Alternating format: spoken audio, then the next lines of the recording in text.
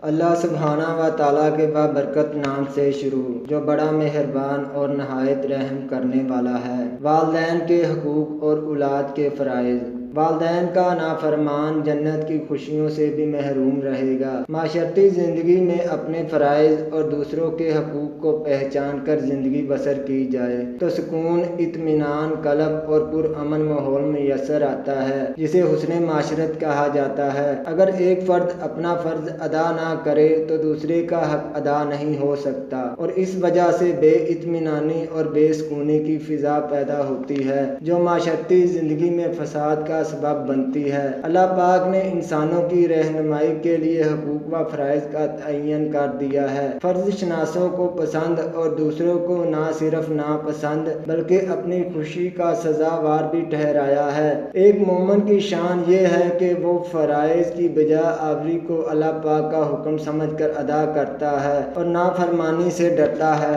عقیدہ آخرت اس سلسلے میں انسانی معاشرے کو انسانیت افروز بنانے کا اہم ذریعہ ہے، کیونکہ اس سے انسان کے دل میں نیکی پر جزا اور بدی پر سزا کا احساس ابھرتا ہے، جو اعمال میں صلاحیت پیدا کرتا ہے۔ فرائض ادا کرنے سے ایمان میں پختگی پیدا ہوتی ہے، انسان اپنا فرض پوری دیانتداری سے سر انجام دینے لگتا ہے، خود اس کا تعلق بندوں کے حقوق سے ہو یا اللہ کے حقوق سے۔ انسانی تعلق اور لگاؤ کے اعتبار دنیاوی رشتوں میں انسان کے قریب اس کے والدین ہیں، اس لیے ان کا درجہ اولاد کے لیے بہت ہی زیادہ ہوتا ہے۔ ان کے حقوق کی ادائیگی اولاد پر فرض کی گئی ہے۔ ارشاد باری تعالیٰ ہے۔ ترجمہ: اور ہم نے انسان کو اپنے ماں باپ کے ساتھ نیک سلوک کرنے کا حکم دیا ہے۔ اولاد کو سب سے زیادہ مدد والدین سے ہی ملتی ہے۔ والدین اولاد کو وجود میں لانے کا صرف ذریعہ ہی نہیں بلکہ اس کی پرورش کا بھی ذریعہ ہے۔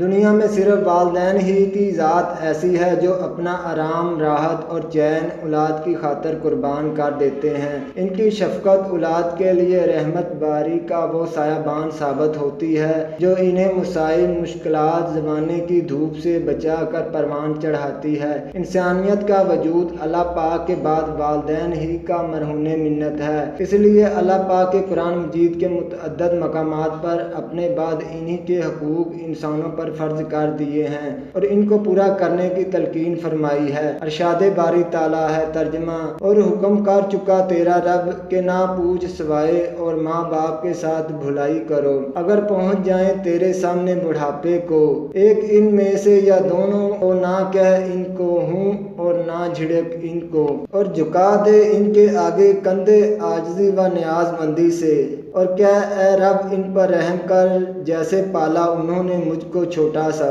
حضور اکرم صلی اللہ علیہ وسلم کا ارشاد ہے، والدین کا نافرمان فرد جنت کی خوشیوں سے بھی محروم رہے گا۔ چنانچہ آپ صلی اللہ علیہ وسلم نے بوڑھے والدین کی خدمت پر بہت زور دیا ہے، کیونکہ وہ اپنی زندگی کی صلاحیتیں اور توانائیاں اولاد پر صرف کر چکے ہوتے ہیں۔ اس لیے اولاد کا فرض ہے کہ ان کے بڑھاپے کا سہارا بن کر احساس شناسی کا ثبوت دے کر صحابہ کرام رضی اللہ عنہ کو مخاطب کر کے آپ صلی اللہ علیہ وسلم نے فرمایا، ذلیل و خوار ہو، ذلیل و خوار ہو، ذلیل و خوار ہو۔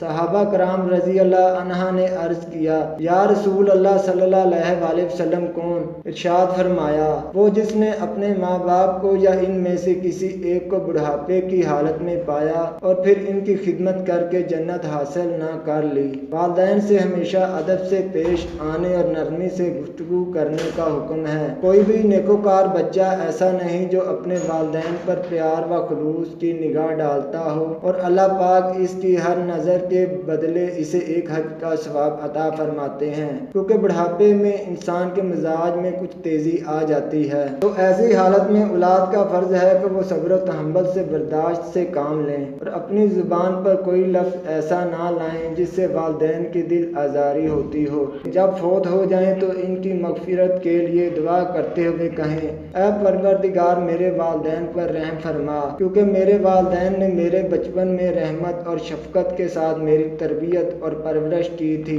نیک اولاد کا اللہ کے ہاں بہت اونچا مقام اور درجہ ہوتا ہے۔ اللہ پاک ہم سب کے والدین کو صحت و تندرستی عطا کرے۔ اور جن کے والدین فوت ہو چکے ہیں ان کی مغفرت اور ان کو جنت میں اعلیٰ مقام عطا کرے، آمین۔